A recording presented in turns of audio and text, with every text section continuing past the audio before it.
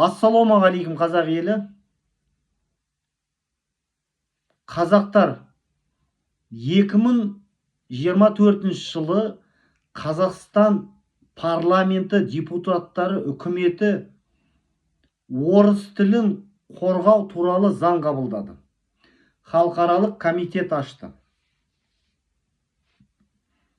Халық таңдаулары депутаттар 100%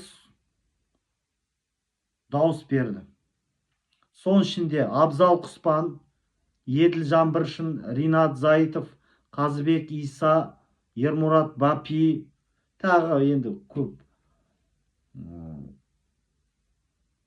Ең көп айқайлайтын, қазақ туралы көп сөйлейтін депутаттардың бәрі қабылдады.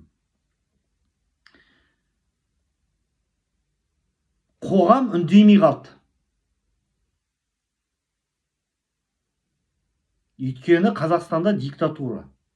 Енді біз қазақпыз ғой, иә.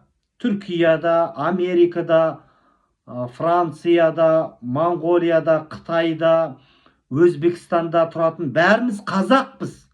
Қанымыз қазақ, ұлтымыз қазақ, тіліміз қазақ, ана тіліміз. Енді ана тілімізді қалай біз? Жарайды, Қазақстанда үкімет, парламент, президент сатқын. Біз ана тілімізді қалай сатамыз?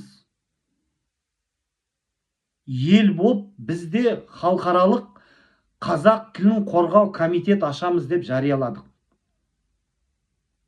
Осы комитетке кім қосылам дейді, өз ой пікірлеріміз болса, осы комитеттің қоры қандай болады, штаб пәтері қайда болады?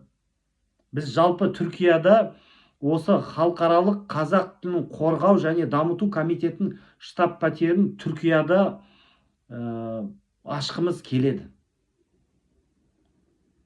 Қазақстанда қазір мүмкін емес, білесіздер, қазір қаңтардан кейін толық Қазақстанның бүкіл заңдары Ресейдің заңдарына сәйкестендірді. Толық бір союзный государство, союзный мемлекет болды Қазақстан. Шекараны алып тастады. Түсінесіздер ме? Енді осы халықаралық қазақ тілін қорғау және дамыту комитетіне кім қосылам десе, біздің есігіміз ашық, хабарласыңыздар, өтініш. Қазақ болып, өз ана тілімізді сақтап қалайық. Білмеймін, халықаралық біріккен ұлттар ұйымға шығарамыз ба, өзіміз сол бір қор ашып, тіл ол бір тірі нәрседі, оны бір бақтап бір дамытпаса, ол өліп қалады, ол бір орында тұрмайтын. Жалпы әлемде бүкілі дамып жатыр. Технология, тілде солай даму керек.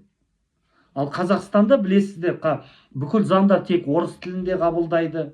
1С бухгалтерия қазақ тілінде жоқ. Есепші, бухгалтер, банкир болу үшін орыс тілін білмесең, сен онда есепші, бухгалтер бола алмайсың. Сондықтан мынау көз бояушылық, Қазақстанда неше түрлі ұйымдар бар.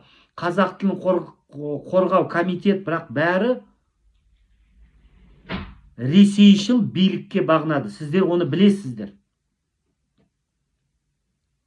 Сондықтан бұны біз шетелдегі қазақтар ғана қолға алып, осыны жасай аламыз. Сондықтан Америка, Монғолия, Өзбекстан, Түркия, Европа, Ресей, бүкіл жердегі қазақтар хабарласыңыздар. Осы халықаралық қазақ тілін қорғау және дамыту комитетіне бас қосып талқылайық. Қазақтар хабарласыңыздар. Өйткені Қазақ Республикасындағы жағдайды көріп тұрсыңдар. Болды. Мемлекеттік деңгейде тек орыс тілі қорғалады. Бүкіл құжаттар, бүкіл заңдар, парламент отырысы бәрі тек орыс тілінде жүреді. Қазақ тілін қаңтардан кейін, 2022 жылдан кейін мүлдем алып тастады. Хабарласыңыздар, күтем.